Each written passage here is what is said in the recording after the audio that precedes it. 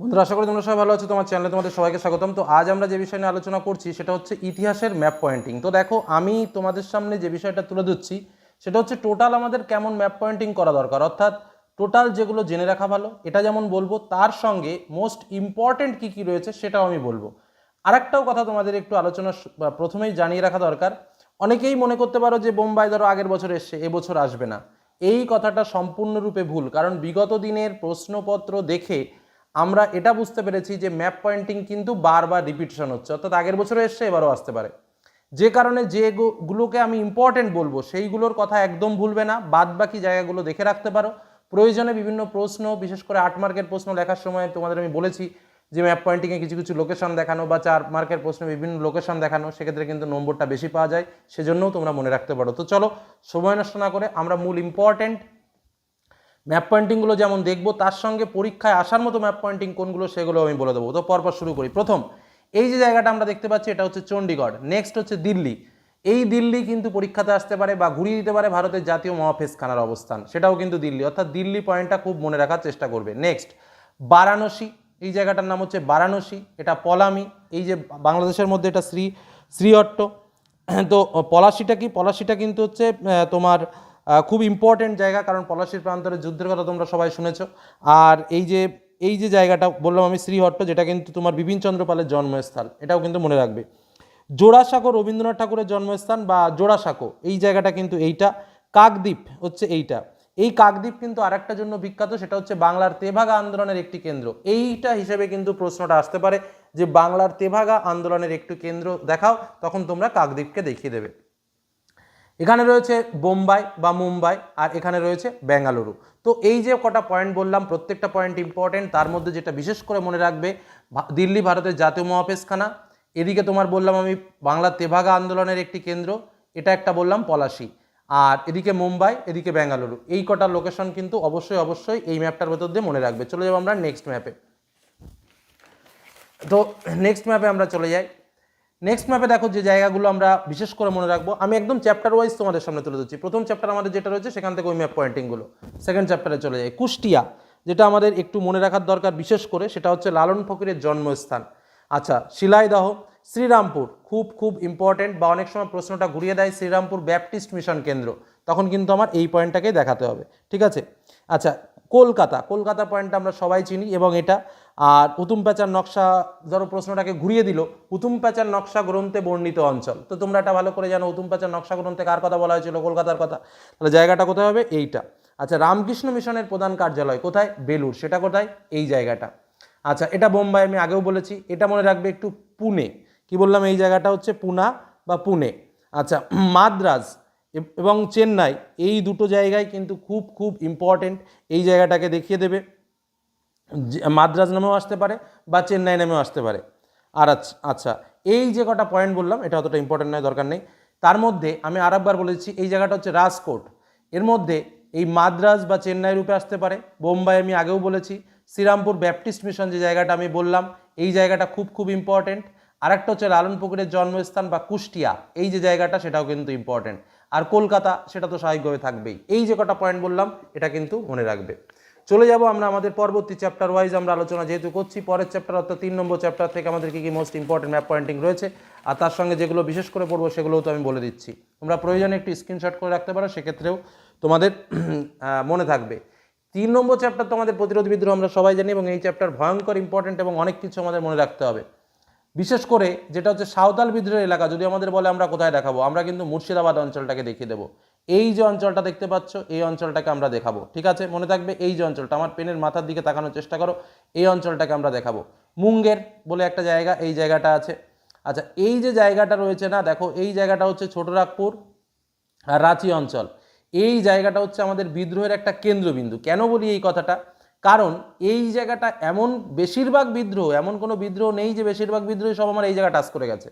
তার মধ্যে কোল বিদ্রোহের এলাকা বললে আমি এটা দেখাতে পারি, আমার কিন্তু ভুল হবে না। মুন্ডা বিদ্রোহের এলাকা বললে আমি এটা দেখাতে পারি। আচ্ছা, চুয়াড় বিদ্রোহের এলাকা বললেও আমি এটা দেখাতে পারি। বোঝা গেল? তাহলে কোল, মুন্ডা, চুয়াড়, 3খানা বিদ্রোহের এলাকা বললেই কিন্তু আমি ছোটনাগপুর, রাঁচি এই জায়গাটাকে দেখাতে পারি। যে কারণে এই জায়গাটা খুব ভাইটালভাবে মনে রাখবে, ছোটনাগপুর, রাঁচি। বা প্রশ্নটাকে ঘুরিয়ে যদি বলে কোল বিদ্রোহ এলাকা বা মুন্ডা বিদ্রোহের এলাকা বা চুয়াড় বিদ্রোহ এলাকা, সমস্ত জায়গাটাই কিন্তু আমরা এই জায়গাটাকে দেখিয়ে দেবো। ঠিক আছে, আর স্পষ্টভাবে যদি বলে নীল বিদ্রোহের স্থান নদিয়া, তাহলে তোমার এখানেই দেখাতে হবে, কিছু করার নেই, এই জায়গাটা হচ্ছে নদিয়া। আচ্ছা, এই যে জায়গাটা এটা হচ্ছে বারাসাত, স্বাভাবিকভাবে আমরা জানি যে কলকাতার একটু নিয়ারেস্ট বারাসাত। আবার এই প্রশ্নটাকে ঘুরিয়ে আমাকে দিতে হবে, একটা দিতে পারে ওহাবি আন্দোলনের কেন্দ্র, তখন কিন্তু আমি এই জায়গাটাকেই দেখাবো। ঠিক আছে, তো এই কথাগুলো অর্থাৎ সাঁওতাল বিদ্রোহ, মুন্ডা বিদ্রোহ, চুয়াড় বিদ্রোহ, কোল বিদ্রোহ, সন্ন্যাসী ফকির বিদ্রোহ, এই জায়গাগুলোর কিন্তু স্থান তোমাকে দিতে পারে। তো যে পয়েন্টগুলো বললাম এই পয়েন্টগুলো কিন্তু মনে রাখবে, তার সঙ্গে শ্রীরঙ্গপত্তনম এবং মহীশূরটাও একটু দেখে রাখো। তো এই ম্যাপ পয়েন্টিংগুলো তোমরা যদি পারো, বাজার থেকে দুই একটা ম্যাপ কিনে একটু আমার কথা শুনে ম্যাপ পয়েন্টিংগুলো রেডি করে রাখো, পরীক্ষাতে মজা পাবে, এটুকু বললাম। চলে যাব পরবর্তী চ্যাপ্টার, আমাদের 4 নম্বর চ্যাপ্টারের দেখো মোস্ট ইম্পর্টেন্ট কী কী রয়েছে। মিরাট মহাবিদ্রোহের কেন্দ্র, খুবই পরীক্ষায় আসে, খুবই মানে এতটাই আসে যে বলার মতো না। তো এই পয়েন্টটা কিন্তু আমাদের মিরাট, তার ঠিক নিচেই রয়েছে আগ্রা, এখানে গোয়ালিয়র। আচ্ছা, মহাবিদ্রোহের আরেকটা কেন্দ্র যেটা হচ্ছে ঝাঁসি, এটাও কিন্তু পরীক্ষাতে খুবই আসে, আমি যেগুলো পরীক্ষাতে খুবই আসে বলছি সেগুলো কিন্তু মাথায় রাখবে। ঝাঁসি, এই জায়গাটা হচ্ছে সুরাট, এই জায়গাটা লখনৌ, এটা কানপুর। আচ্ছা, মহারানীর ঘোষণাপত্র এলাহাবাদ, এই যে পয়েন্টটা ব্যারাকপুর, এই যে সিপাহী বিদ্রোহের সূচনা যেখানে হয়েছিল, এর মধ্যে এই ব্যারাকপুর, মহারানীর ঘোষণাপত্র এলাহাবাদ, এই যে ঝাঁসি মহাবিদ্রোহের এলাকা, সুরাট, আর ওদিকে তোমার মিরাট যে জায়গাটা, এই লোকেশন কটা কিন্তু অবশ্যই অবশ্যই মনে রাখবে। পরবর্তী চ্যাপ্টারে চলে যায়, 5 নম্বর বিকল্প চিন্তা উদ্যোগ রয়েছে আমাদের। তো যাই হোক, এখানে যেগুলো মনে রাখবে সেটা হচ্ছে রুড়কি ইঞ্জিনিয়ারিং শিল্প, যেটা কিন্তু এখানে রয়েছে। আচ্ছা, শান্তিনিকেতন আমি এর আগেও বলেছি, যাই হোক দেখে নাও, এই জায়গাটা শান্তিনিকেতন। শ্রীরামপুর, এই জায়গাটা যেটা শ্রীরামপুর ব্যাপটিস্ট মিশন আমি আগেও বলেছি। চুচুড়া, এই জায়গাটা কেন মনে রাখতে হবে সেটা আমি একটু নোটস করা রয়েছে, যেটা হচ্ছে চার্লস উইলকিন্সের ছাপাখানার অবস্থান কিন্তু এই চুচুড়াতে রয়েছে, এটা কিন্তু মাথায় রাখবে। ঠিক আছে, এই 3-4টে জায়গা কিন্তু এই 5 নম্বর চ্যাপ্টার থেকে আমাদের মোস্ট ইম্পর্টেন্ট। তার পরবর্তী চ্যাপ্টারে চলে আসে আমাদের যেটা কৃষক আন্দোলনের খুব ইম্পর্টেন্ট একটা পার্ট রয়েছে আমাদের 6 নম্বর চ্যাপ্টার। সেটা হচ্ছে কি, আমি বলে রাখি, দেখো যে জায়গাগুলো মোস্ট ইম্পর্টেন্ট আমি সেটাও বলে দেবো। প্রথম আমাকে জায়গাগুলো দেখিয়ে নিই, এটা হচ্ছে সাহারানপুর, এটা হচ্ছে বেরিলি, এই জায়গাটা হচ্ছে অযোধ্যা, এইটা হচ্ছে চৌরিচৌরা, এইটা হচ্ছে চম্পারণ, এটা রানীগঞ্জ, এটা জামশেদপুর, এটা তমলুক, এটা হচ্ছে আমেদাবাদ, এটা ডান্ডি, এই জায়গাটা হচ্ছে বারদৌলি। আচ্ছা, এই বারদৌলি, আচ্ছা এটা হলো তোমার ম্যাঙ্গালোর। এবার বলি এর মধ্যে ইম্পর্টেন্ট পয়েন্ট কী কী রয়েছে। দেখো, প্রথম যেটা মনে রাখবে সেটা হচ্ছে গান্ধীজির নেতৃত্বে প্রথম সত্যাগ্রহ আন্দোলন যেটা হয়েছিল সেটা কিন্তু চম্পারণে, এই জায়গাটা কিন্তু মোস্ট ইম্পর্টেন্ট। ঠিক আছে, তার ঠিক ওপরেই দেখো রয়েছে চৌরিচৌরা, এই জায়গাটাও কিন্তু খুব ইম্পর্টেন্ট, কারণ অসহযোগ আন্দোলন যেখানে শেষ হয়েছিল সেটা হচ্ছে চৌরিচৌরা। আচ্ছা, তারপরে যেটা আসতে পারে সেটা হচ্ছে বেরিলি, ঠিক এই জায়গাটা কিন্তু বেরিলি খুব খুব ইম্পর্টেন্ট একটা জায়গা। আমেদাবাদ বিখ্যাত কেন? কারণ গান্ধীজির সত্যাগ্রহ আন্দোলনের কেন্দ্র ছিল কিন্তু এই আমেদাবাদ, যে কারণে এই আমেদাবাদকে খুব মনে রাখবে। ডান্ডি, যেখানে আইন অমান্য ভাঙা হয়েছিল বা আইন অমান্য করা হয়েছিল সেটা হচ্ছে ডান্ডি, এই জায়গাটা খুব ইম্পর্টেন্ট। বারদৌলি সত্যাগ্রহ কেন্দ্র, সেটা কিন্তু এই পয়েন্টটা। এই যে কটা পয়েন্ট বললাম এখানে মানে পয়েন্ট বাদ দেওয়ার জায়গা নেই। চম্পারণ, যেখানে কিন্তু গান্ধীজির নেতৃত্বে প্রথম কৃষক সত্যাগ্রহ আন্দোলন শুরু হয়েছিল, মানে প্রশ্নটাকে ঘুরিয়ে দিতে পারে, একবার বললো চম্পারণ দেখাও, আর একবার বললো শুধু এটুকু লিখে দিল গান্ধীজির নেতৃত্বে প্রথম কৃষক সত্যাগ্রহ আন্দোলন, তার মানে তোমাকে বুঝে নিতে হবে যে ওটা চম্পারণ দেখাতে হবে। বোঝা গেল কি বললাম? আমি ঠিক এইভাবে তোমাদের সামনে তুলে ধরলাম। চলে যাব পরবর্তী চ্যাপ্টারে। আচ্ছা, পরবর্তী চ্যাপ্টারে চলে আসলাম আমরা, চ্যাপ্টার নম্বর 7। তো যেটা খুব ইম্পর্টেন্ট সেটা হচ্ছে পুনর্গঠিত রাজ্য গুজরাট, এই জায়গাটা পরীক্ষাতে দিতে পারে। নেক্সট আমার অনেক জায়গায় রয়েছে, আমি যে কটা ইম্পর্টেন্ট সেটাই বলছি। দক্ষিণ ভারতের ফরাসিদের একটা উপনিবেশ, তোমরা দিতে পারো মাহে। আচ্ছা, আত্মমর্যাদা আন্দোলন অঞ্চল, প্রশ্ন যদি একটু টাফ করে দেয় তাহলে কিন্তু এরকম প্রশ্ন দিয়ে দিতে পারে, যেটা কিন্তু তামিলনাড়ুতে হয়েছিল। আচ্ছা, দক্ষিণ ভারতের পর্তুগিজদের উপনিবেশ কোথায় হয়েছিল? গোয়াতে, তোমরা ভালো খুব জানো। আচ্ছা, সূর্য সেনের নেতৃত্বে অস্ট্রাগাল লুণ্ঠন হয়েছিল কোথায়? চট্টগ্রাম, যে জায়গাটা কিন্তু বাংলাদেশের ভিতরে, এই যে জায়গাটা, এই যে কটা জায়গা বললাম এই জায়গাটা একটু ভালো করে দেখে রাখবে। লাহোরটা বাইরে, আমাদের আসে না সাধারণত পরীক্ষায়।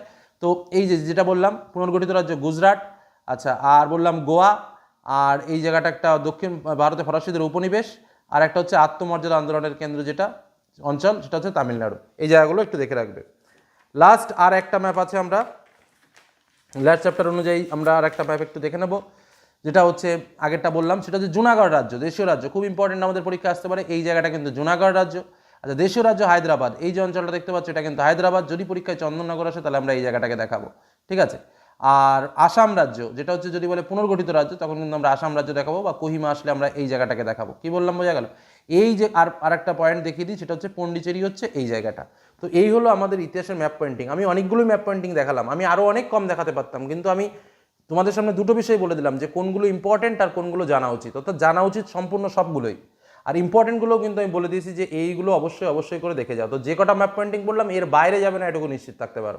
আর যা বললাম এ কটা যদি একটু প্র্যাকটিস করে যাও, দেখবে বিভিন্ন প্রশ্নের উত্তর লিখতেও তোমরা খুব ভালো পারছো, এবং যদি একটু ম্যাপ পয়েন্টিং সঙ্গে দিয়ে দিতে পারো তাহলে দেখবে পরীক্ষার হলে নম্বরটাও খুব ভালো ওঠে। এই জন্যই আমি এটা শেয়ার করলাম। পরবর্তীতে একটা শেয়ার করব একদম মানে প্যাকটা 10টা-15টা পয়েন্ট নিয়ে, সেটাও তোমাদের জানিয়ে রাখলাম, সেটা কিন্তু ঠিক পরীক্ষার আগ মুহূর্তে। তো এখন এগুলো অবশ্যই প্র্যাকটিস করো। ধন্যবাদ।